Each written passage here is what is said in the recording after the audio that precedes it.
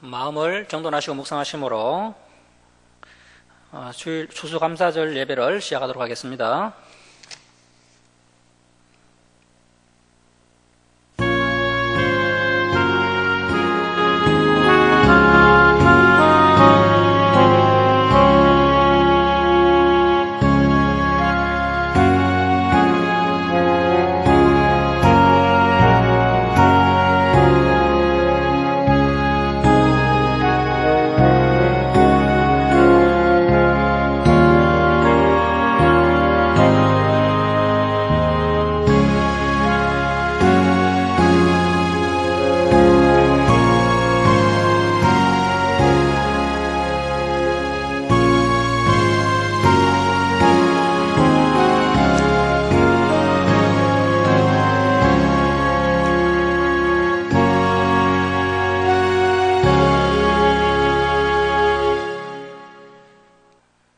여호와가 우리 하나님이신 줄 너희는 알지어다.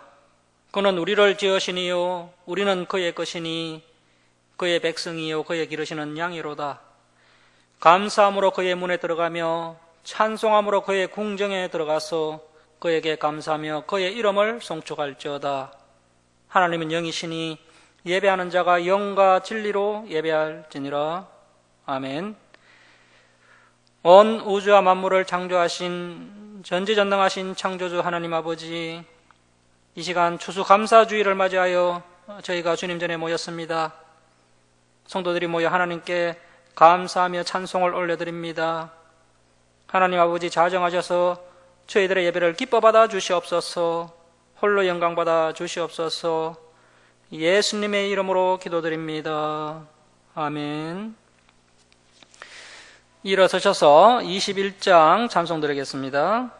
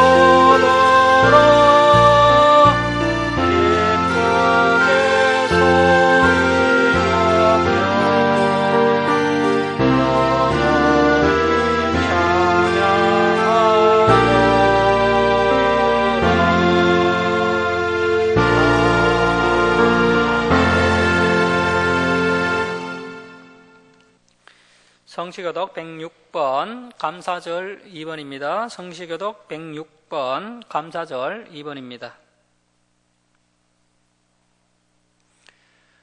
할렐루야. 우리 하나님을 찬양하는 일이 선함이요 찬송하는 일이 아름답고 마땅하도다.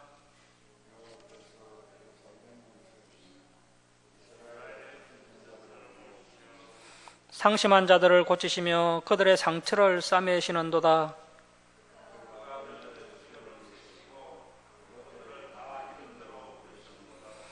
우리 주는 위대하시며 능력이 많으시며 그의 지혜가 무궁하시도다.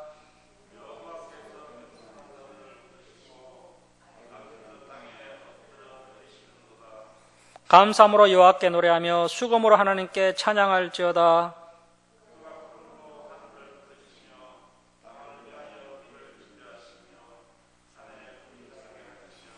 들짐승과 우는 까마귀 새끼에게 먹을 것을 주시는도다.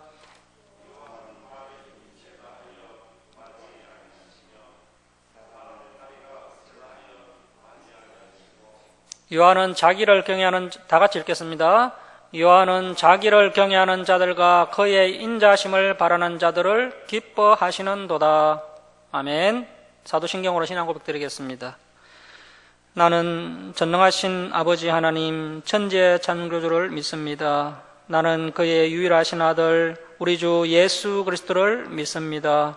그는 성령으로 잉태되어 동정녀 마리아에게 나시고 본디오 빌라도에게 고난을 받아 십자가에 못 박혀 죽으시고 장사된 지 사흘 만에 죽은 자 가운데서 다시 살아나셨으며 하늘에 오르시어 전능하신 아버지 하나님 우편에 앉아 계시다가 거기로부터 살아있는 자와 죽은 자를 심판하러 오십니다.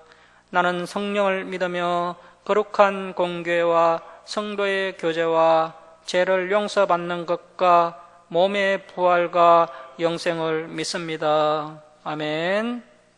성경 말씀은 창세기 35장 1절에서 5절입니다. 창세기 35장 1절에서 5절입니다. 교독하겠습니다. 하나님이 야곱에게 이르시되 일어나 베델로 올라가서 거기 거주하며 내가 내 형 에서의 낯을 피하여 도망하던 때에 내게 나타났던 하나님께 거기서 제단을 쌓으라 하신지라.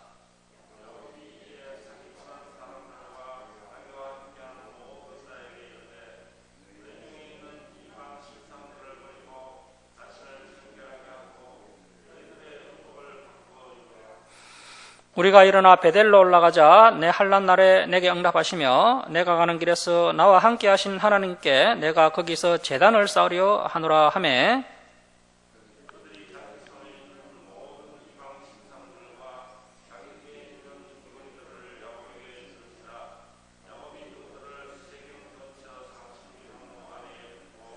함께 읽겠습니다.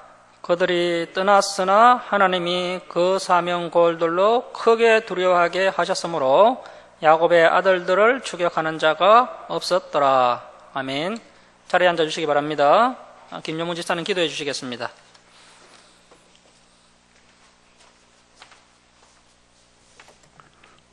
기도드리겠습니다. 은혜가 풍성하신 하나님 아버지, 오곡백과가 무르익고 풍성한 추수의 기쁨과 올 한해도 결실이 가득한 열매를 수확하며 추수감사 예배로 하나님께 영광 돌릴 수 있도록 인도하여 주셔서 감사드립니다. 영육이 건강하게 살펴주시고 양식의 기쁨과 말씀의 생수를 풍성히 허락해 주심을 감사드립니다. 모든 것들을 은혜로 베풀어 주셨지만 감사하지 못하고 불평하고 원망할 때가 많았습니다. 용서해 주시옵소서. 이 시간 예배를 통하여 하나님 아버지의 뜻을 더욱 알아가는 귀한 시간이 되기를 원하옵니다. 오늘도 귀한 말씀을 전가하실 주의 종에게 성령으로 충만하게 다스려 주셔서 말씀을 온전히 잘 전할 수 있게 하시고 듣는 저희들은 깨닫는 지혜를 주셔서 말씀을 통해 하나님 아버지의 뜻을 바르게 깨달아 말씀 붙잡고 믿음으로 살아가는 능력을 부어 주시옵소서. 은혜로운 말씀을 통하여 성도가 하나 되게 능력을 주셔서 말씀을 듣는 저희들이 하나님 아버지의 맡겨주신 사명들을 잘 감당할 수 있도록 큰 믿음을 주시오며 죽어가는 영혼들이 김천주 사랑교회를 통하여 새 생명 얻게 하시고 부흥하게 이루어질 수 있도록 도와주시옵소서. 김천주 사랑교회를 통하여 복 내려주시는 하나님 아버지, 전도의 문을 열어주시며 믿음의 사람들이 많이 세워져 빈자를 채워주시며 하나님 아버지의 말씀을 사모하며 복음화에 앞장서는 교회가 되게 하여 주시옵소서. 하나님 아버지의 거룩한 뜻이 하늘에서 이룬 것 같이 김천주 사랑교회를 통하여 풍성하게 이루어져 성령 하나님께서 원하시는 열매를 맺을 수 있도록 인도하여 주시옵소서. 세상 염려와 걱정, 근심을 십자가 앞에 다 내려놓고 이 시간 말씀에 집중하는 시간이 되게 하셔서 은혜와 사랑을 깨닫는 복된 시간이 되어 예배가 신령과 진정으로 드려지게 하시고 하나님 아버지께서 기뻐 받으시는 예배가 되도록 지켜주시옵소서. 예배를 위해 사랑의 수고를 아끼지 않는 모든 동역자들에게 범사에 행통한 복을 누리게 하여 주시옵소서. 지금도 살아서 우리의 연약함을 아시고 도우시며 세상 끝나는 날까지 함께 하시겠다고 약속하신 우리 주 예수 그리스도의 이름으로 기도합니다. 아멘.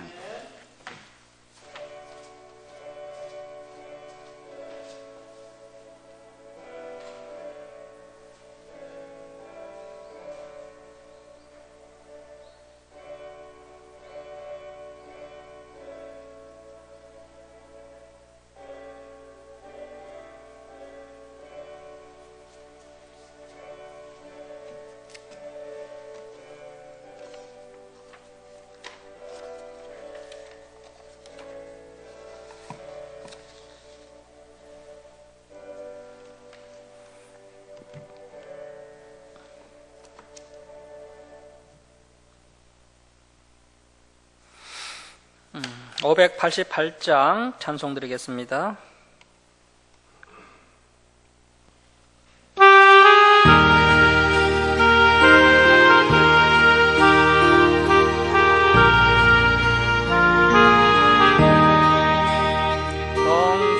공중나는 새를 보라 농사하지 않으며 곡식모아 곡간하네 버린 것이 없으니 세상 주관하는 주님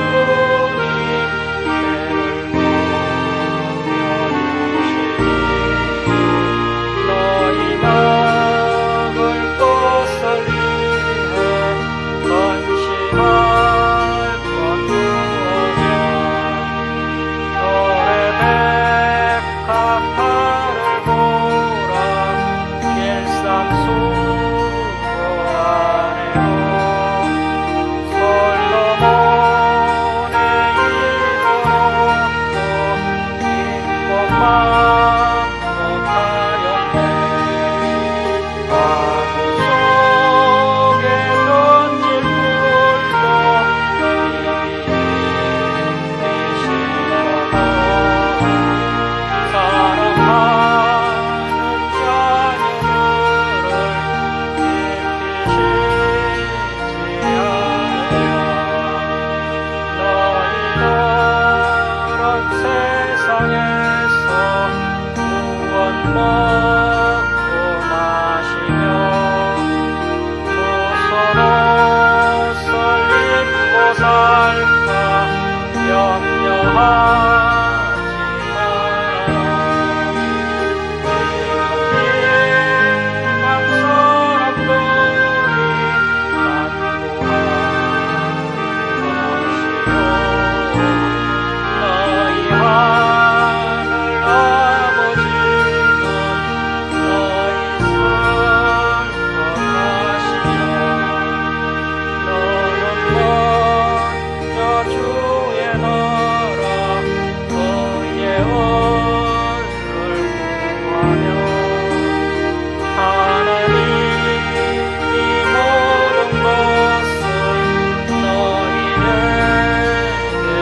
주시리 내게 길을 위하여서 악령령할지니 내일 염려하지 말라 오늘 고생 좋하라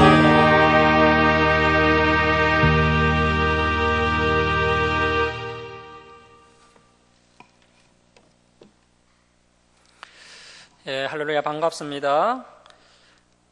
베델로 올라가라는 제목으로 하나님 말씀 함께 나누도록 하겠습니다. 야곱은 세상적으로 큰 성공을 거두었지만 영적으로는 심각하게 고갈된 상태에 있습니다. 야곱은 20년 동안 하란에 머물다가 가나안 땅에 돌아와서는 세겜이라는 곳에 땅을 사고 정착을 했습니다. 그러나 세겜에서 생각지도 못했던 큰 사건이 일어나게 됩니다. 바로 야곱의 애동딸 디나가 세겜이라는 사람에게 성폭행을 당하게 되고 격분한 야곱의 아들들이 세겜의 남자들을 다 죽이는 사건이 일어나게 된 것입니다. 이 사건으로 인해서 이제 야곱의 가족들은 더 이상 세겜에 살 수 없게 되었습니다. 야곱의 아들들이 세겜 사람들을 속인 후에 죽였다는 안 좋은 소문이 주변의 가나안 족속들에게 퍼지게 되면서 가나안 족속들이 야곱 집안을 정오하게 된 것입니다.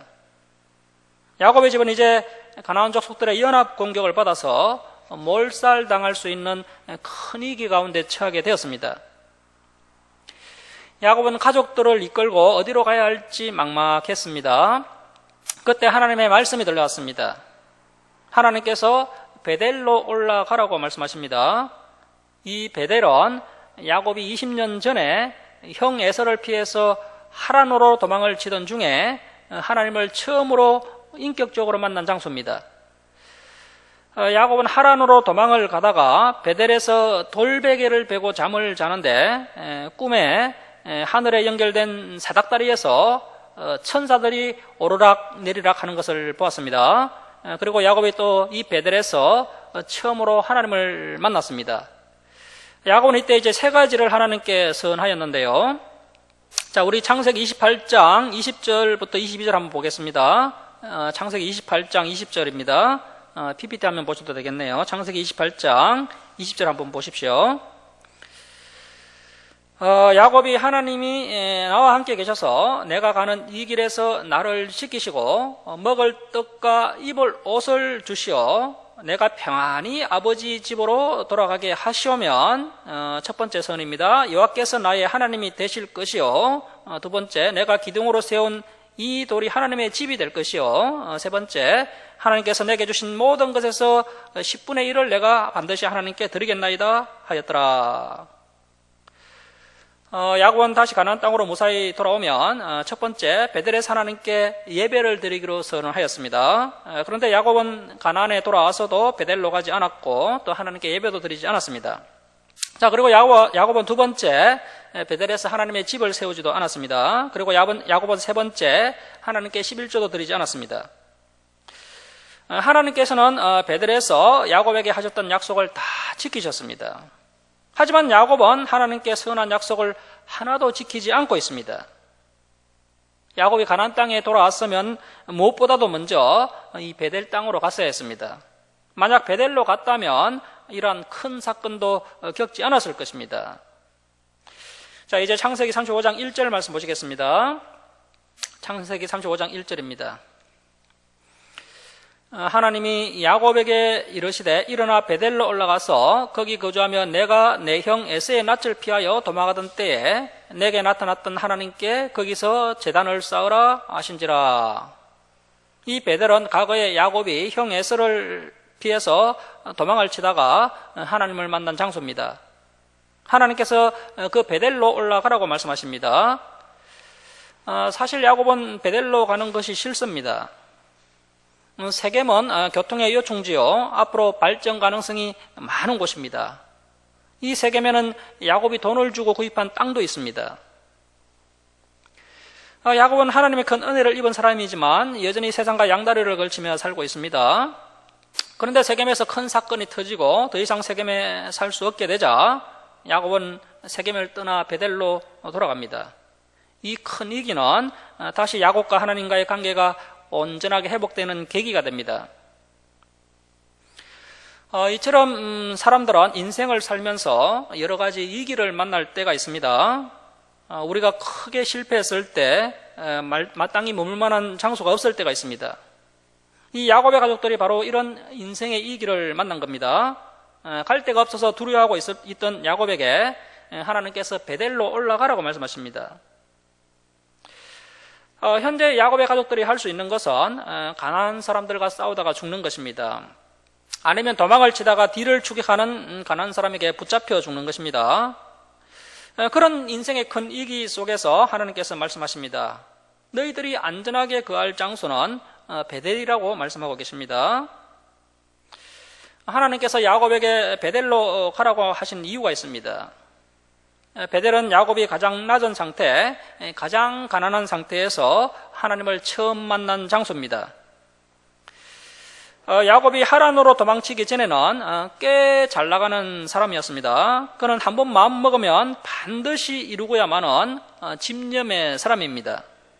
아버지를 속이고 형 에서를 속여서 장자의 축복을 가로채고 이제는 모든 것이 자신의 손에 다 들어온 것 같았는데 그만 일이 잘못 꼬여서 빈손으로 고향집을 떠나는 신세가 된 것입니다. 야곱이 가장 낮은 모습으로 가난한 마음으로 떠날 때 그 가난한 야곱을 하나님께서 만나 주셨던 것입니다. 사랑하는 성도 여러분, 우리가 잘 나가고 교만해서 높아졌을 때는 하나님께서 우리와 함께 하시지 않으십니다. 우리가 고난을 만나고 일이 꼬이고 앞이 막혀 막막하고 더 이상 내려올 수 없을 때까지 내려왔을 때 그때 하나님께서 우리를 만나 주십니다. 우리가 낮아지고 겸손히 하나님의 은혜를 구할 때 하나님께서 우리에게 은혜를 베풀어 주십니다. 우리에게 살 길을 열어주십니다. 야곱은 베델에서 하나님의 뜨거운 은혜를 체험하였습니다. 베델에서 하나님을 만난 것은 야곱의 인생에 있어 가장 큰 축복입니다. 베델에서 하나님을 만나기 전에는 하나님은 다른 사람의 하나님이었습니다. 할아버지 아브라함의 하나님, 또 아버지 이삭의 하나님이지만 자신의 하나님은 아니었습니다. 그 베델에서 하나님을 만난 이후부터 하나님은 이제 야곱의 하나님이 되었고 야곱은 조금씩 변화되기 시작했습니다. 하나님은 야곱을 그 은혜의 장소로 다시 인도하여서 하나님을 향한 첫사랑이 회복되기를 바라고 계십니다. 야곱은 하나님의 말씀에 무조건 순종하여서 가족들을 데리고 베델로 떠납니다. 우리 믿음의 조상들의 가장 큰 장점은 바로 이것입니다. 믿음의 조상들도 사람이기 때문에 실수를 합니다. 그러나 그들은 잘못된 일을 바로 회개하고 하나님의 인도하심에 절대 순종하여서 회복의 은혜를 누립니다. 이 베델은 빈들입니다. 사방이 다 튀어 있습니다. 오히려 가나안 족속이 기습을 하면 꼼짝없이 죽을 수도 있습니다. 베델로 가는 동안 뒤에서 가나안 족속들이 공격을 해오면 더 큰 위험에 처할 수도 있습니다. 하지만 야곱은 이런 결정적인 순간에 자신의 짧은 생각으로 계산을 하지 않았습니다. 무조건 하나님의 말씀에 순종합니다. 자, 2절 보십시오. 야곱이 이에 자기 집안 사람과 자기와 함께한 모든 자에게 이르되 너희 중에 있는 이방 신상들을 버리고 자신을 정결하게 하고 너희들의 의복을 받고 입으라. 우리가 일어나 베델로 올라가자. 내 환난 날에 내게 응답하시며 내가 가는 길에서 나와 함께 하신 하나님께 내가 거기서 제단을 쌓으려 하노라 하며. 자, 야곱은 베델로 돌아가면 하나님께 예배를 드리겠다라고 말하고 있습니다. 가장 기본이 이 예배입니다. 여기서부터 하나님과의 관계가 시작되고 회복이 되는 것입니다. 야곱이 예배가 회복되면서 하나님과의 관계가 회복이 되고 그러면서 야곱의 인생도 이제 회복되기 시작합니다. 자, 4절 말씀 보십시오. 그들이 자기 손에 있는 모든 이방 신상들과 자기 귀에 있는 귀고리들을 야곱에게 주는지라 야곱이 그것들을 세겜 근처 상수리 나무 아래에 묻고. 야곱의 집은 그동안 하나님의 은혜를 많이 받은 집이었지만 아직도 버리지 않은 우상들이 많았습니다. 야곱 집안 사람들은 저마다 우상을 가지고 있었습니다. 이 귀고리는 우상을 섬길 때 착용했던 것이고 일종의 부적 같은 것입니다. 집안 구석구석에는 온갖 우상이 있었고 심지어 호신용 부적을 몸에 지니고 다녔습니다. 야곱의 가족들이 지금까지 하나님을 잘 믿는다고 하였지만 실제로는 그렇게 살지 못했습니다. 하나님도 섬기고 우상도 섬기고 있었던 것입니다. 야곱은 집안에 이런 어려움들이 자꾸 생기는가를 한번 곰곰이 생각해 보았습니다. 그것은 하나님이 기뻐하시지 않는 이런 우상들이 집안에 있었기 때문입니다. 그 우상들을 다 모아서 상수리 나무 아래에 파묻어 버립니다. 이것은 매우 잘한 행동입니다. 야곱이 움켜쥔 손을 비로소 펴기 시작한 것입니다. 사랑하는 성도 여러분, 저와 여러분도 예배의 자리로 나올 때 비로소 회복이 될 수 있습니다. 우리가 하나님보다 더 소중하게 생각했던 그 모든 우상들을 버리고 우리 자신을 깨끗하게 하고 하나님께 예배하러 나올 때 우리가 이제 회복이 되고 우리의 그 문제들이 해결되는 은혜를 받게 됩니다. 자, 5절 말씀 보십시오. 5절 말씀 우리 함께 읽겠습니다. 자, 시작. 그들이 떠났으나 하나님이 그 사면골들로 크게 두려워하게 하셨으므로 야곱의 아들들을 추격하는 자가 없었더라. 가나안 사람들은 야곱의 가족들에게 복수를 하려고 했습니다. 그러나 하나님께서 그들을 막아주셨습니다. 하나님의 백성들을 너희는 손대지 마라. 하나님께서 가나안 사람들에게 두려운 마음을 심어주었습니다. 가나안 사람들은 얼마든지 야곱의 가족들을 몰살시킬 수 있었지만 하나님께서 이 야곱의 가족들을 무사히 지켜주셨습니다. 자, 여러분, 그동안 얼마나 많은 사람들이 이 야곱을 죽이려고 했습니까? 형 에서가 죽이려고 했고, 또 외삼촌 라반도 죽이려고 했고, 가나안 사람들도 죽이려고 했습니다. 하지만 그 누구도 야곱에게 함부로 하지 못했습니다. 이것은 사실 하나님께서 베델에서 야곱에게 약속해 주셨던 것입니다. 야곱을 안전하게 지켜주시기로 약속해 주셨고 그 약속을 하나님께서 지금 지키고 계신 것입니다. 하지만 야곱은 하나님의 말씀을 온전히 믿지 못하고 혼자 쓸데없이 근심 걱정을 하고 많은 시간을 허비하였습니다. 하지만 하나님께서는 아무도 야곱을 건드리지 못하도록 끝까지 지켜주셨던 것입니다. 자, 6절 말씀 보십시오. 야곱과 그와 함께한 모든 사람이 가나안 땅 루스 곧 베델에 이르고 드디어 이제 야곱 가족들이 베델에 도착하게 됩니다. 자, 7절 보십시오. 그가 거기서 제단을 쌓고 그곳을 엘 베델, 베델의 하나님이라는 뜻입니다. 베델의 하나님, 엘 베델이라 불렀으니 이는 그의 형의 낯을 피할 때에 하나님이 거기서 그에게 나타나셨음이더라. 야곱은 항상 이때를 기억해야 합니다. 자신이 가장 낮아지고 가난했을 때 그때 만난 하나님을 기억하고 있어야 합니다. 자, 8절 말씀입니다. 리브가의 유모 드보라가 죽음에 그를 베델 아래에 있는 상수리 나무 밑에 장사하고 그 나무 이름을 알론바굿, 알론바굿은 통곡의 상수리 나무라는 뜻입니다. 통곡의 상수리 나무 알론바굿이라 불렀더라. 자, 8절에 갑자기 야곱의 어머니 그 리브가의 유모 드보라가 죽었다는 이야기가 나오는데요. 이 야곱이 아직까지 부모님을 찾아뵌 적이 없는 것 같은데 어떻게 드보라가 야곱과 함께 있는가, 이제 신학자들의 여러 의견이 있는 것을 볼 수가 있습니다. 하지만 그 누구도 정확한 해답을 제시하지 못합니다. 언제부터 이 드보라가 야곱과 함께 했고 어떤 이유로 또 함께 하고 있는지 알 수가 없습니다. 성경에는 기록되어 있지 않지만 아마도 야곱이 이제 아버지 이삭에게 가나안 땅에 돌아와서 이제 아버지 이삭에게 한번 방문한 적이 있었고 개인적으로 한번 방문한 적이 있었고 그때 이제 이미 어머니 리브가는 죽었기 때문에 자신을 많이 아끼고 사랑해 주었던 유모 리브가를 데리고 온 것이 아닌가, 유모 드보라를 데리고 온 것이 아닌가, 이렇게 이제 추측해 볼 수 있다는 것입니다. 아무튼 이제 드보라가 야곱과 함께 했었고 그녀의 장사를 치르게 됩니다. 여기서 이제 리브가의 유모 드보라가 등장을 하니까 그렇다면 리브가는 어떻게 되었을까 궁금해지는데요. 성경에는 드보라의 죽음은 언급되어 있지만 더 중요한 리브가의 죽음은 나오지 않습니다. 리브가에 대한 마지막 기록이 창세기 27장 46절에 나오는데요. 한번 여기 한 PPT 한번 보십시오. 자, 창세기 27장 46절입니다. 리브가가 이삭에게 이르되 내가 햇사람의 딸들로 말미암아 내 삶이 싫어졌거늘 야곱이 만일 이 땅의 딸들 곧 그들과 같은 햇사람의 딸들 중에서 아내를 맞이하면 내 삶이 내게 무슨 재미가 있으리까? 자, 이렇게 해서 이제 야곱이 외삼촌 라반이 있는 하란으로 떠나게 되고 이제 배경이 하란으로 바뀌게 되면서 더 이상 리브가의 이야기는 성경에 나오지 않습니다.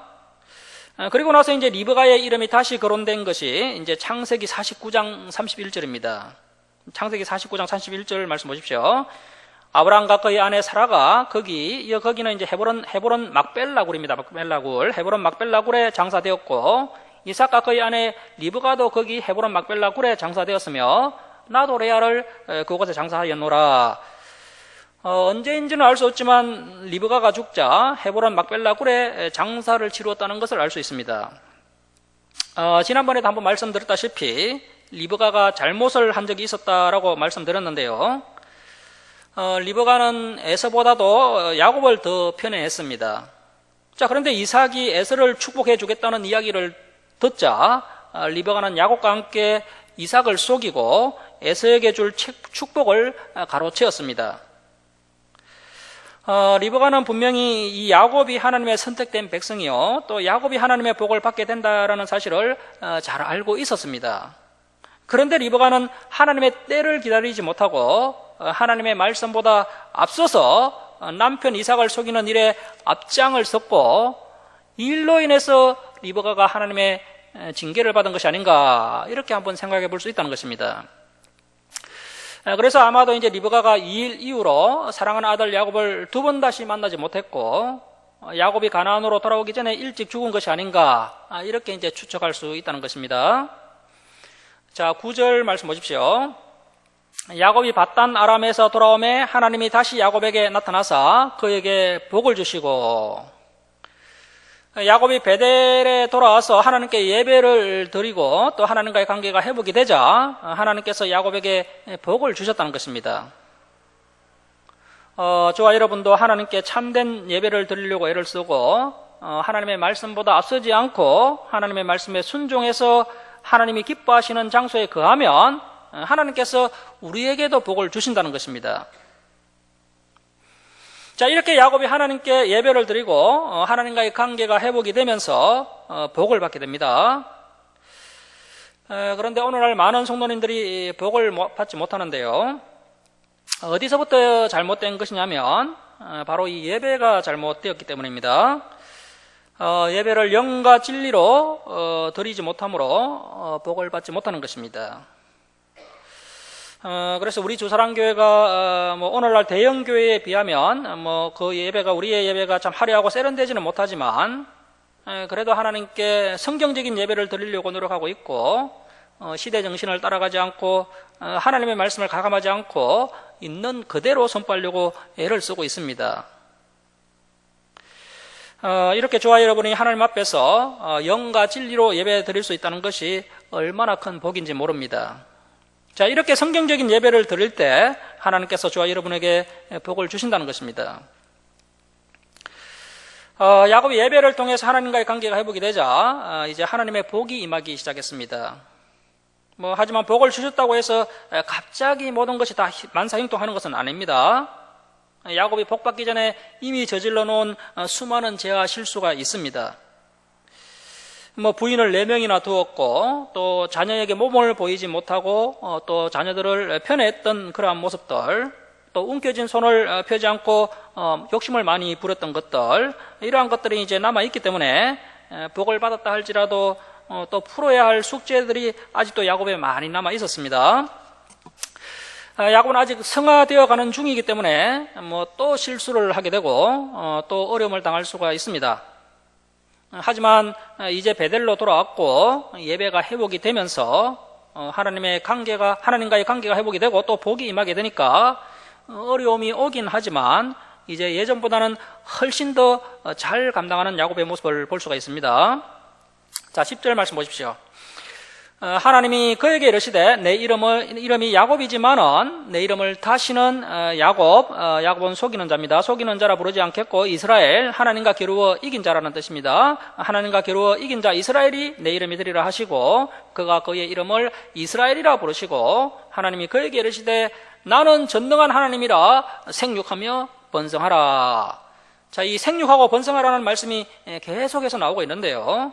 아담에게, 그리고 노아에게, 또 아브라함에게, 이삭에게, 야곱에게, 그리고 우리에게도 생육하고 번성하라고 하나님께서 여전히 말씀하고 계십니다. 자, 생육하고 번성하라 한 백성과 백성들의 총회가 내게서 나오고 앙들이 내 허리에서 나오리라. 하나님의 말씀대로 이제 이스라엘 민족이 야곱의 12 아들을 통해서 형성되게 되고 이 야곱의 후손들 중에서 이스라엘의 왕이 42명이나 나오는 것을 볼 수 있습니다. 자, 12절 13절 우리 함께 읽겠습니다. 시작. 내가 아브라함과 이삭에게 준 땅을 내게 주고 내가 내 후손에게도 그 땅을 주리라 하시고 하나님이 그와 말씀하시던 곳에서 그를 떠나 올라가시는지라. 야곱이 베델에서 처음 만난 하나님은 잠을 자는 가운데 꿈속에서 만났습니다. 그러나 지금은 꿈이 아니라 생생한 현실 가운데서 직접 하나님이 야곱에게 찾아오셔서 야곱과 말씀을 하신 후에 다시 하늘로 올라가셨습니다. 자, 14절 말씀입니다. 야곱이 하나님이 자기야 말씀하시던 곳에 기둥 곧 돌기둥을 세우고 그 위에 전제물을 붓고 또 그 위에 기름을 붓고 하나님이 자기야 말씀하시던 곳의 이름을 베델이라 불렀더라. 자, 야곱은 하나님의 말씀을 듣고 하나님 앞에 돌을 세우고 거기에 전제물 즉 포도주를 붓고 또 올리브 기름을 부었습니다. 야곱이 포도주와 올리브 기름을 부은 것은 야곱이 그동안 받은 모든 복은 하나님이 주셨다는 것을 고백하는 것입니다. 야곱은 이제부터 생명을 걸고 하나님만을 진정한 복으로 여기며 살겠다는 그런 신앙 고백을 지금 하고 있는 것입니다. 우리가 하나님의 말씀을 들으면 그냥 한 번 듣고 끝내면 안 됩니다. 이 말씀을 내 마음속에 깊이 새기고 이 말씀에 이제 내 생명을 걸어야 합니다. 그래야 이제 하늘 문이 열리고 놀라운 또 부흥과 복이 일어나게 되는 것입니다. 자, 16절 말씀 보십시오. 그들이 베델에서 길을 떠나 에브랏, 이 에브랏은 이제 그 미가서 5장 2절에 보시면 베들레헴 에브라다야라고 나오는데요. 그 에브라다와 이 에브랏은 같은 지명입니다. 이 에브랏은 베들레헴을 말합니다. 베들레헴의 또 다른 이름이 에브랏, 또 에브라다였습니다. 이 에브랏은 열매를 맺다라는 뜻입니다. 이 에브랏 즉 베들레헴에는 이제 넓은 그런 곡창지대가 있고요. 넓은 벌판이 있고, 그래서 이제 이 베들레헴은 이스라엘의 곡창지대입니다. 자, 이렇게 야곱이 베델에서 다시 이제 베들레헴으로 내려오게 됩니다. 에브랏에 이르기까지 얼마간 거리를 둔 곳에서 라헬이 해산하게 되어 심히 고생하여 그가 난산할 즈음 산바가 그에게 이르되 두려워하지 말라. 지금 내가 또 등남하느니라 하매. 라헬이 요셉을 낳고 나서 이제 둘째 베냐민을 출산하는데 난산을 하다가 그만 죽고 맙니다. 자, 18절 말씀 보십시오. 그가 죽게 되어 그의 혼이 떠나려 할 때에 아들의 이름을 베노니는 슬픔의 아들이라는 뜻입니다. 베노니라 불렀으나 그의 아버지는 그를 베냐민이라 불렀더라.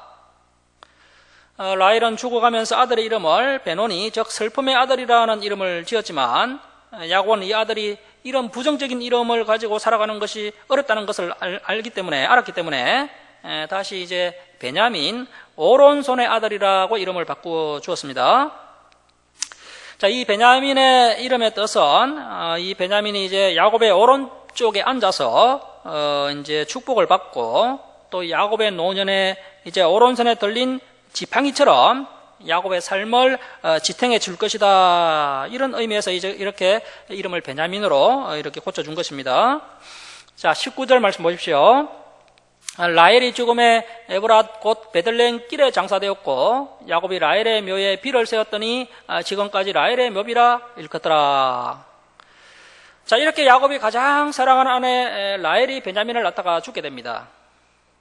라헬은 아브라함이 묻힌 막벨라 굴에 장사되지 못하고 베들레헴에 장사되게 됩니다. 라헬을 장사 지내면서 야곱의 가슴이 미어졌을 것입니다. 이때 라헬의 나이가 한 40살 이하였습니다. 40살 이하.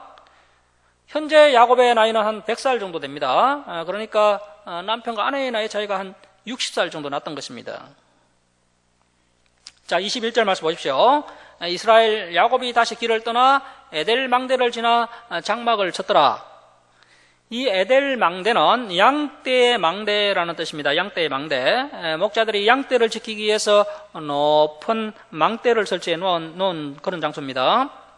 자, 22절 보시면 이스라엘이 그 땅에 거주할 때 르우벤이 가서 그 아버지의 첩 비라와 동침하매 이스라엘이 이를 들었더라. 이 장남 르우벤이 아주 악한 죄를 짓게 되는데요. 이때 장남 르우벤의 나이가 한 20대 중반 정도 되었습니다. 이 범죄로 인해서 르우벤은 장자의 축복을 박탈당하게 됩니다. 장자이지만 이제 장자의 축복을 전혀 받지 못하게 되는 것을 우리가 앞으로 보게 될 것입니다. 야곱의 아들은 12이라 레아의 아들들은 야곱의 장자 르우벤과 그 다음 시몬과 레이와 유다와 이사갈과 스불론이요, 라헬의 아들들은 요셉과 베냐민이며 라헬의 여종 비라의 아들들은 단과 납달리요, 레아의 여종 실바의 아들들은 갓과 아셀이니 이들은 야곱의 아들들이요 바단 아람에서 그에게 낳은 자더라. 자, 이렇게 야곱의 12아들들이 소개되고 있습니다. 이들을 통해서 이제 이스라엘 12지파가 시작되게 됩니다. 자, 27절 말씀 보십시오. 야곱이 기랏 아르바의 마므레로 가서 그의 아버지 이삭에게 이르렀으니 기랏 아르바는 곧 아브라함과 이삭이 거류하던 헤브론이더라. 자, 야곱이 베들레헴에서 이제 아버지 이삭이 있는 헤브론으로 내려갔습니다.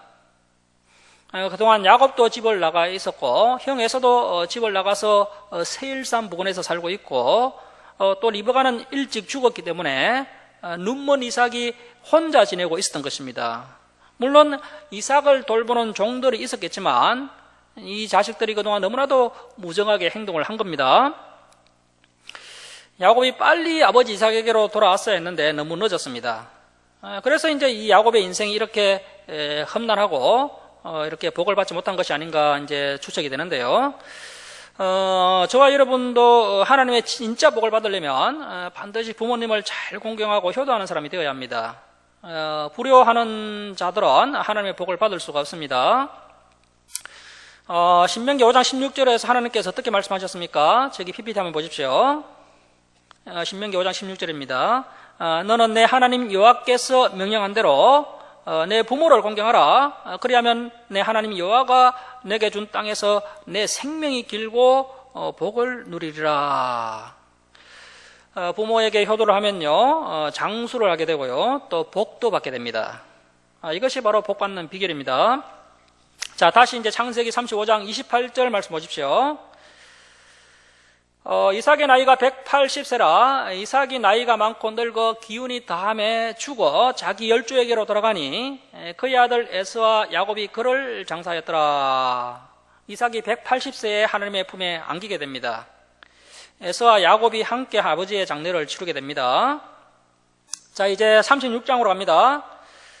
36장은 뭐 그렇게 중요한 내용이 아니기 때문에 빨리 읽으면서 넘어가도록 하겠습니다. 36장 한 장에 에서의 자손들의 이야기가 기록되어 있습니다. 에서의 이야기는 한 장으로 이렇게 간단하게 요약하고 있습니다. 자, 36장 1절 말씀 보십시오. 에서 곧 에돔의 족보는 이러하니라. 자, 그래서 이제 에서하면 에돔하면 에서라고 할 수가 있죠. 왜 에서가 에돔이라는 별명을 얻었습니까? 이 에돔이 붉다라는 뜻인데요. 에서가 이제 붉은 팥죽을 보고 얼마나 배가 고프고 또 성질이 급했던지 그 붉은 것을 내게 먹게 하라고 말을 했기 때문에 에서의 별명이 붉다라는 뜻의 에돔이라는 별명이 생기게 된 겁니다. 자, 2절 보시면 에서가 가나안 여인 중 헷 족속 엘론의 딸 아다와 히 족속 시본의 딸인 아나의 딸 올리바마를 자기 아내로 맞이하고 또 이스마엘의 딸 느바요스의 누이 바스맛을 맞이하였더니, 에서가 이방 여인 2명 그리고 또 이스마엘의 딸 1명 총 3명의 아내를 맞이하게 됩니다. 그러면서 이제 이 3명의 아내를 통해서 자녀들이 태어나게 되는데요. 자, 4절 보십시오. 아다는 엘리바스를 에서에게 낳았고 바스맛은 르우엘을 낳았고 올리바마는 여우스와 yar랑과 코라를 낳았으니 이들은 에서의 아들들이요 가나안 땅에서 그에게 태어난 자들이더라. 그래서 에서가 가나안 땅에서 3명의 아내에게서 5명의 아들을 낳았다라고 말씀하고 있습니다. 자, 6절 보십시오. 에서가 자기의 아내들과 자기 자녀들과 자기 집의 모든 사람과 자기의 가축과 자기의 모든 짐승과 자기가 가나안 땅에서 모은 모든 재물을 이끌고 그의 동생 야곱을 떠나 다른 곳으로 갔으니 두 사람의 소유가 풍부하여 함께 거주할 수 없음이라. 그들이 거주하는 땅이 그들의 가축으로 말미암아 그들을 용납할 수 없었더라. 이에 에서 곧 에돔이 세일산에 거주하니라. 그래서 이제 에서가 세일산에 거주하게 된 것입니다. 자, 이제 9절 이하에서는 세일산에 거주하게 된 에서의 아내들과 에서의 후손들을 간략하게 소개하고 있습니다. 앞에서 보셨다시피 에서에게 아내 3명이 있었고 아들 5명이 있었습니다. 그리고 이제 손자 10명의 이름이 소개되고 있습니다. 자, 9절 보십시오. 세일산에 있는 에돔 족속의 조상 에서의 족보는 이러하고 그 자손의 이름은 이러하니라. 에서의 아내 아다의 아들은 엘리바스요, 에서의 아내 바스맛의 아들은 르웰이며 엘리바스의 아들들은 이제 에서의 손자가 소개되고 있는데요. 대만과 오말과 스보와 가단과 그나서요. 에서의 아들 엘리바스의 첫 팀나는 아말렉을 엘리바스에게 낳았으니, 자, 이 아말렉이 아말렉 족속의 선조입니다. 이 아말렉 족속이 너무 악한 족속입니다. 여기서 이 아말렉 족속이 시작된 겁니다. 그러니까 아말렉도요, 에서의 손자입니다. 에서의 손자. 자, 이들은 에서의 아내 아다의 자손이며, 자, 13절 보십시오. 르웰의 아들들은 역시 에서의 손자인데요. 나악과 세라와 삼마와 미산이, 이들은 에서의 아내 바스맛의 자손이며, 시본의 손녀 아나의 딸 에서의 아내 올리바마의 아들들은 이러하니 그가 여우스와 얄랑과 코라를 에서에게 낳았더라. 이 코라는 에서와 올리바마 사이에서 태어나게 됩니다. 이 코라라는 이름을 좀 기억하고 있어야 됩니다. 이스라엘 코라 자손하고는 다른 자입니다. 자, 15절 보십시오. 에서 자손 중 족장은 이러하니라. 앞에 나왔던 그 5명의 아들 10명의 손자 중에서 이제 13명의 족장들이 나왔습니다. 15명 중에 족장이 13명입니다. 13명의 족장이 나열되고 있는데요. 이 족장은 히브리어로 알루프인데요. 알루프는 1000명을 통솔하는 자, 이런 뜻입니다. 1000명을 통솔하는 자. 그러니까 이제 한 부족의 최고 실권자가 13명이 나왔던 것입니다. 그만큼 에돔 족속이 지금 막강한 족속이 되었다는 것입니다. 자, 15절 상반절 계속 보시면 에서의 장자 엘리바스의 자손으로는 대만 족장, 오말 족장, 스보 족장, 그나스 족장, 코라 족장. 자, 코라 족장 좀 줄을 쳐 놓으시고요. 이 코라 족장은 사실 여기에 나오면 안 됩니다. 이것은 이제 성경 필사자의 실수로 보이는데요. 그 앞에 11절, 12절을 보시면 엘리바스의 아들 중에는 코라가 없습니다. 그래서 이제 이것은 이제 잘못 기록된 겁니다. 자, 카담 족장, 아말렉 족장이니 이들은 에돔 땅에 있는 엘리바스의 족장들이요, 이들은 아다의 자손이며 에서의 아들 르우엘의 자손으로는 나핫 족장, 세라 족장, 삼마 족장, 미사 족장이니 이들은 에돔 땅에 있는 르우엘의 족장들이요, 이들은 에서의 아내 바스맛의 자손이며 에서의 아내인 올리바마의 아들들은 여우스 족장, 알람 족장, 코라 족장이니, 자, 코라 족장이 여기에 나와 있는데 이것이 맞습니다. 이들은 아나의 딸이요 에서의 아내인 올리바마로 말미암아 나온 족장들이라. 에서 곧 에돔의 자손으로서 족장된 자들이 이러하였더라. 자, 20절 보십시오. 그 땅 그 주민 원주민의 호리 족속. 그러니까 에돔 족속이 세일산을 차지하기 전에 호리 족속이 세일에 먼저 살고 있었던 것이죠. 이렇게 먼저 살고 있었던 그 호리 족속에 대한 이야기가 간략히 소개되고 있는데요. 이들이 사실 이제 세일 땅의 원주민입니다. 그런데 이제 에서가 세일산을 점령하면서 이 호리 족속은 이제 에서 족속, 에돔 족속에게 복속이 되는 겁니다. 혼인을 통해서 이제 에돔 족속에게 복속이 됩니다. 세일의 자손은 로단과 소발과 시므온과 아나와 디손과 에셀과 디산이니 이들은 에돔 땅에 있는 세일의 자손 중 호리 족속의 족장들이요. 자, 22절 이하는 이제 계속 호리 족속들이 소개되고 있습니다. 로단의 자녀는 호리와 헤만과 로단의 누이 딥나요. 소발의 자녀는 아랑과 마나학과 에발과 스보와 오나며, 시본의 자녀는 아야와 아나며, 이 아나는 그 아버지 시본의 나귀를 칠 때에 강야에서 온천을 발견하였고, 아나의 자녀는 디손과 올리바마니, 올리바마는 아나의 딸이며, 디손의 자녀는 햄단과 에스반과 이드란과 그란이요, 에셀의 자녀는 비란과 사안과 아간이요, 디산의 자녀는 우스와 아란이니, 호리 족속의 족장들은 곧 로단 족장, 소발 족장, 시본 족장, 아나 족장, 디손 족장, 에셀 족장, 디산 족장이라. 이들은 그들의 족속들에 따라 세일 땅에 있는 호리 족속의 족장들이었더라. 그래서 이제 우리가 지금 배우고 있는 이 성경은요, 정말 역사적인 사실이다라는 것을 우리가 이제 이러한 대목을 통해서 알 수가 있습니다. 자, 그리고 이제 31절 보시면요, 이스라엘 자손을 다스리는 왕이 있기 전에, 자, 줄을 칩니다. 이스라엘 자손을 다스리는 왕이 있기 전에, 여기에다가 이제 줄을 쳐놓고 역대상 1장 43절이라고 적습니다. 역대상 1장 43절, 역대상 1장 43절이라고 적어놓습니다. 역대상 1장 43절이라고 적어놓으십시오. 우리 성도님들은 창세기는 모세가 다 기록한 성경책이다라고 생각을 하고 있는데요. 그런데 사실 이 모세는 이런 말을 할 수가 없습니다. 이스라엘의 앙정시대는 모세 때로부터 400년이 지난 후에 생겼기 때문에 창세기를 모세가 다 기록했다면 이런 내용이 나올 수가 없습니다. 그러니까 이제 앙정시대 이후에 어느 누군가가 이 창세기를 편집하면서 이러한 기록을 남긴 것으로 봐야 됩니다.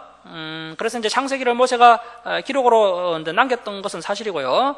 그러한 자료를 가지고 후대에 누군가가 더 보충을 해서 오늘날 우리가 보는 이 창세기를 완성한 것이다라고 봐야 됩니다. 많은 신학자들은 이 창세기를 완성시킨 인물이 그 에스라가 아닌가 이렇게 추측을 하고 있고요. 그래서 이제 바벨론 70년 포로 생활을 통해서 이 구약 성경이 완전히 완성이 되었다 이렇게 보고 있습니다. 그래서 이제 그 근거가 되는 본문이 바로 이 창세기 36장 31절, 방금 우리가 줄을 쳤던 구절입니다. 그리고 이제 에스라가 기록한 대표적인 성경책이 역대상하서인데요. 그 역대상서 이제 1장 43절을 보시면요. PPT 한번 보십시오. 역대상 1장 43절을 보시면 똑같은 구절이 기록되어 있습니다. 그래서 이제 모세가 창세기를 기록했는데 후에 이제 역대상하서의 저자인 에스라가 다시 이제 보충을 해서 편집을 해서 이제 창세기와 또 다른 구약 성경책 전체를 완성시킨 것이 아닌가 이렇게 볼 수가 있다는 것입니다. 자, 31절 계속 보시면 이스라엘 자손을 다스리는 왕이 있기 전에 에돔 땅을 다스리던 왕들은 이러하니라. 자, 그러면 이스라엘보다도 이 에돔이 먼저 앙정시대를 시작했던 것입니다. 그래서 이제 세상적으로 봤을 때는 에서의 후손들이 야곱의 후손들보다 정치, 사회적으로 상당히 앞서갔다는 것을 알 수가 있습니다. 하지만 그것이 중요한 것이 아니라는 겁니다. 에돔 족속은 결국 멸망당해서 역사 속에서 완전히 사라지게 됩니다. 자, 이제 32절 이하에서는 에서의 후손들이 이룩한 에돔 나라의 왕들이 이제 기록되어 있는데요. 자, 32절 보십시오. 보올의 아들 벨라가 에돔의 왕이 되었으니, 자, 이 벨라가 에돔의 초대 왕입니다. 그 도성의 이름은 딘하바며, 벨라가 죽고 보스라 사람 세라의 아들 요밥이 그를 대신하여 왕이 되었고, 요밥이 죽고 대만 족속의 땅에 후삼이 그를 대신하여 왕이 되었고, 후삼이 죽고 브다스의 아들 곧 모압들에서 미디안 족속을 친 하닷이 그를 대신하여 왕이 되었으니 그 도성 이름은 아이시며, 하닷이 죽고 마스레가의 삼나가 그를 대신하여 왕이 되었고, 삼나가 죽고 유브라데 강변 로봇의 사울이 그를 대신하여 왕이 되었고, 사울이 죽고 악볼의 아들 바할 하난이 그를 대신하여 왕이 되었고. 자, 이 바할 하난은요, 바알은 은혜로우시다라는 뜻입니다. 왜 이런 이름이 등장을 하느냐 하면 이 에서의 자손이 얼마 못 가서 누구를 섬긴 겁니까? 이 가나안의 신 바알 신을 섬겼다는 것입니다.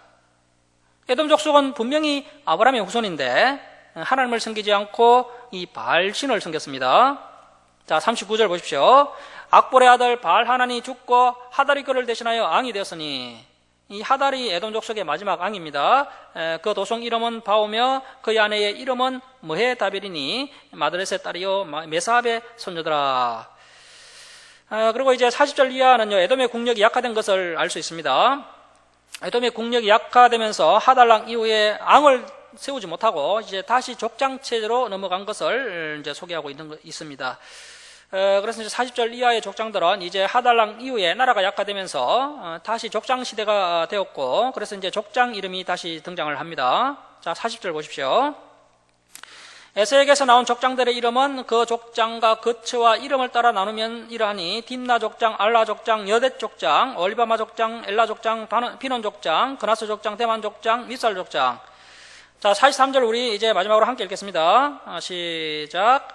막디엘 족장, 이람 족장이라 이들은 이 구역, 그 구역과 거처를 따른 에돔 족장들이며 에돔 족속의 조상은 에서더라. 그래서 에서의 자손들이 이룩한 에돔 나라의 역사가 처음에 족장 시대에서 시작했다가 앙정 시대로 갔고, 그리고 앙정 시대에서 다시 족장 시대로 온 것을 이 에서의 족보를 통해서 확인할 수가 있습니다. 자, 말씀을 마치도록 하겠습니다.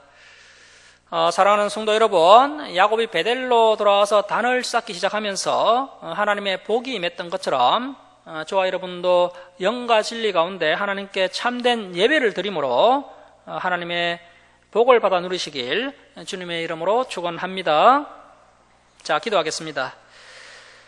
사랑의 하나님 아버지, 오늘도 야곱의 모습을 보면서 하나님의 진리의 말씀을 깨닫게 하시고 배우게 하시니 감사드립니다. 저희들도 야곱처럼 하나님의 말씀에 적시 순종하여서 하나님이 기뻐하지 않는 우상과 제약들을 잘라내고 하나님께 나와 영과 진리로 온전히 예배드리는 참된 믿음의 성도들이 다 되게 하여 주옵소서. 저희들이 하나님이 기뻐하시는 장소에 머물고 하나님이 기뻐하시는 일을 행하며 더욱 거룩하고 아름답게 성화됨으로 하나님의 큰 복을 받아 누리는 성도들 되게 하여 주옵소서. 감사드리며 예수님의 이름으로 기도드립니다. 아멘. 자, 이제 589장 찬송 드린 후에 입교 예식을 시작하도록 하겠습니다. 589장 찬송 드립니다.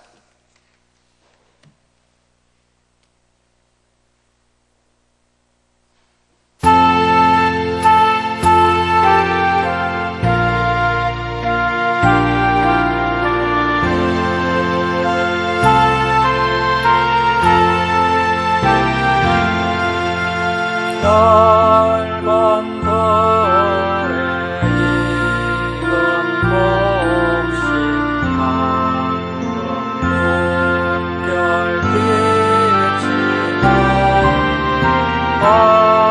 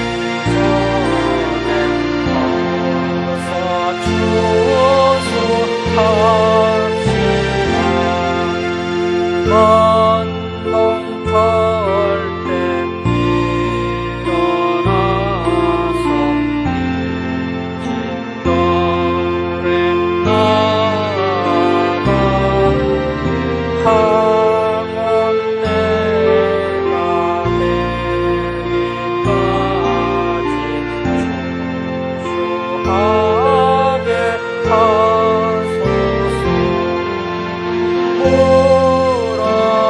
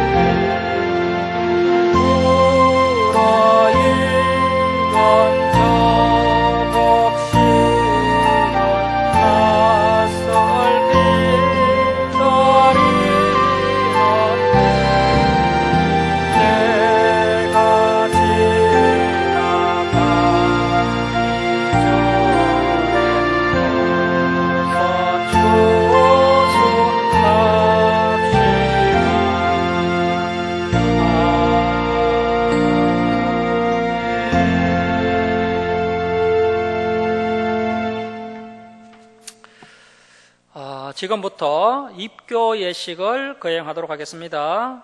먼저 제가 하나님의 말씀을 읽어드리겠습니다. 로마서 10장 9절과 10절 말씀입니다. 네가 만일 내 입으로 예수를 주로 시인하며 또 하나님께서 그를 죽은 자 가운데서 살리신 것을 내 마음에 믿으면 구원을 받으리라. 사람이 마음으로 믿어 의에 이르고 입으로 시인하여 구원에 이르느니라. 아멘. 이 입교 예식은 구원과 관련된 문제이기 때문에 교회에서 진행하는 가장 중요한 예식 중에 하나입니다. 오늘 입교하는 박승민 학생은 어릴 적에 부모님의 신앙으로 유아 세례를 받고 이제 만 14세가 되어서 스스로 신앙을 고백하고 입교하기로 결정하였습니다. 성도 여러분도 이 입교 예식에 함께 참여하셔서 박승민 학생이 앞으로 더 온전하게 신앙생활을 해나갈 수 있도록 건면해 주시고 또 축복하며 기도해 주시기 바랍니다. 자, 이제 입교식을 거행하겠습니다. 이름을 부르면 그 자리에서 일어서 주시기 바랍니다. 박성민, 네, 일어서십시오. 먼저 서약하는 시간을 갖겠습니다. 제가 질문할 때 오른손을 들고 큰 소리로 아멘 하시기 바랍니다. 손을 빼세요. 호접리에서. 자, 오른손을 드시기 바랍니다. 오른손을 드세요. 박승민은 어렸을 때 부모의 신앙 고백과 서약으로 세례를 받았으므로 이제는 그 고백과 서약을 자신의 것으로 삼고 성실히 지키기로 맹세합니까? 예, 큰 소리로 하세요. 아멘. 자, 잠깐 앞에서 얼굴 나오도록 좀 찍어주세요. 박승민은 자신이 하나님 앞에 죄인인 줄 알며 당연히 그 진노를 받아야 할 사람이지만은 하나님의 크신 자비에 의하여 구원을 얻는 길 외에 소망이 없는 자인 것을 인식하십니까? 박승민은 주 예수 그리스도가 하나님의 아들이신가 또 죄인의 구주이심을 믿으며 복음에 말한 바와 같이 구원하실 이는 오직 예수 그리스도 한 분뿐인 줄 알아 그를 영접하고 그에게만 의지하기로 작정합니까?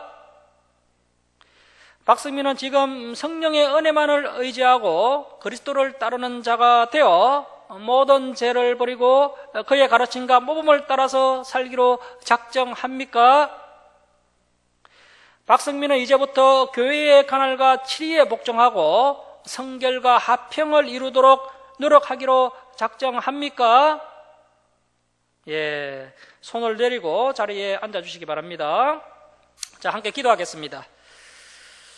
하나님 아버지 감사합니다. 오늘 박승민은 어릴 적 신앙을 기초로 다시 한번 주님 앞에 신앙을 고백하며 김천 주사랑교회 입교인이 될 수 있도록 은혜 베풀어 주셔서 감사드립니다.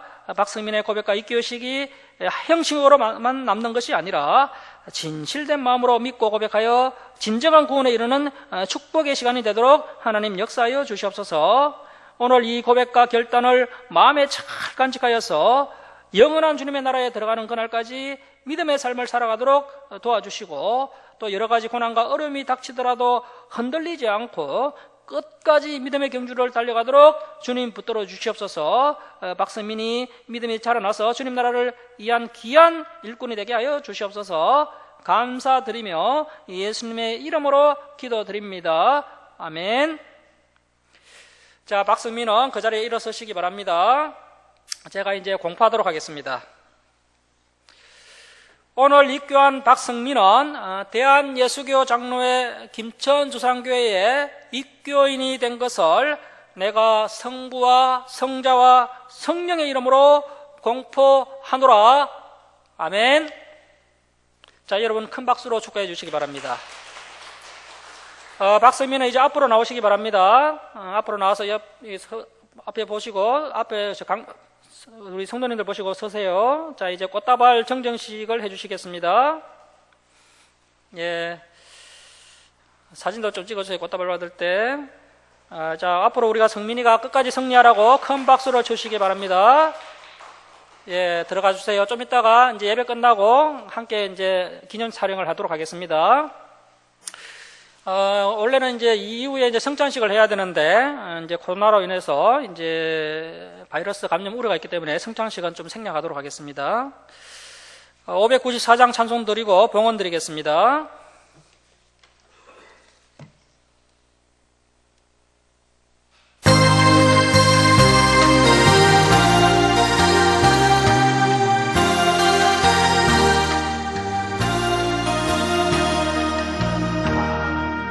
감사하세 찬양하세 주를 믿는 성도들아 하나님이 복을 주사 가난한 우리도 풍성하네 할렐루야 찬양하세 창조주 하나님 감사하세 오복대가가 풍성하니 하나님께 감사하세 감사하세 찬양하세 속죄 받은 성도들아 하나님이 햇빛 주사 삼천리 강산이 풍년일세 주신 알고 나눠주며 창조주 하나님 감사하세 오복대가가 풍성하니 하나님께 감사하세 감사하세 찬양하세 은혜 받은 자녀들아 하나님이 우리에게 그들아 복 주셨네 거둬들이 알고 않고 창조주 하나님 감사하세 오복대가가 풍성하니 하나님께 감사하세. 봉헌 드리겠습니다. 11조 예물 올려드립니다. 그리고 추수감사절 예물 올려드립니다. 그리고 추수감사절 예물 올려드립니다. 성경금 올려드립니다. 주정금 올려드립니다. 기도하겠습니다. 사랑의 하나님 아버지, 한량없는 은혜와 사랑에 감사드립니다. 독생자 예수 그리스도의 보혈로 저희들을 구원하여 주시고 날마다 또 진리의 길로 인도해 주시니 감사드립니다. 하나님 아버지께서 저희들의 부족한 부분을 아시고 때를 따라 풍성하게 채워주심을 감사드립니다. 저희들이 하나님의 크신 사랑과 은혜에 감사하며 예물을 올려드립니다. 기뻐 받아 주시옵소서. 이 예물을 올려드린 주님의 백성들 주님께서 그들의 믿음을 보시고 더 귀한 것으로 또 풍성하게 갚아주시옵소서. 이제는 정말 나눠주며 베풀며 사는 그런 복된 인생들이 다 되게 하여 주옵소서. 이 예물이 쓰이는 것마다 하나님의 영광이 나타나게 하여 주시옵소서. 감사드리며 예수님의 이름으로 기도드립니다. 아멘. 교회 소식을 전하겠습니다. 오늘 예배에 참석해 주신 우리 성도님들께 주님의 이름으로 감사드립니다. 추수감사절 예배를 위해 섬겨 주신 성도님들께 감사드립니다.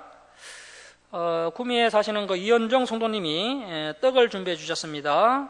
그리고 문길동 집사님 가정에서 또 과일을 준비해 주셨습니다. 그리고 우리 박자 집사님 그리고 우리 정은혜 집사님도 이제 식사를 또 함께 준비해 주셨고요. 주님의 이름으로 감사드립니다. 그리고 이제 문혜연 형제 이제 경찰 고문 최종 면접 시험이 12월 2일에 있습니다. 이번에는 꼭 합격하도록 좋은 성적으로 합격할 수 있도록 기도해 주시기 바랍니다. 주일 예배 때 살펴봤던 말씀들을 한 주간 더 복습하시고 다음 주일에 진행될 말씀들도 미리 읽어오시기 바랍니다. 일어서셔서 2장 찬송 드리고 축도로 예배를 마치겠습니다.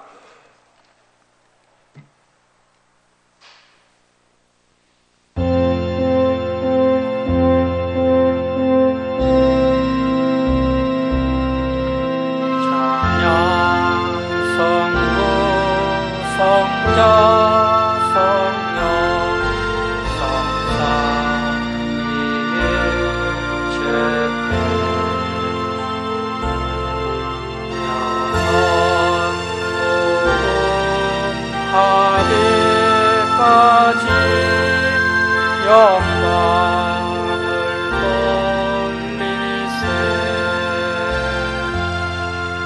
영광을 돌리세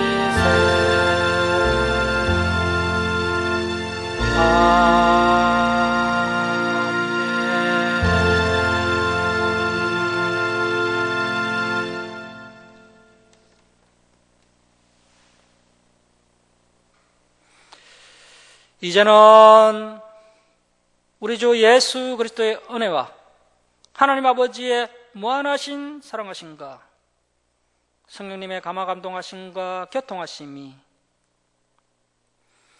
베델로 올라가서 하나님께 참된 예배를 드릴 것을 결단하는 사랑하는 김천 주사랑교회 성도들 무리예와 그리고 오늘 입교 예식을 한 박승민 무리예 그리고 이 주사랑교회 예배에 참여한 성정현 성도 무리예 그리고 우리 문혜연 형제 무리예 그리고 이 땅의 모든 교회에 이제로부터 영원토록 함께 있을지어다. 아멘.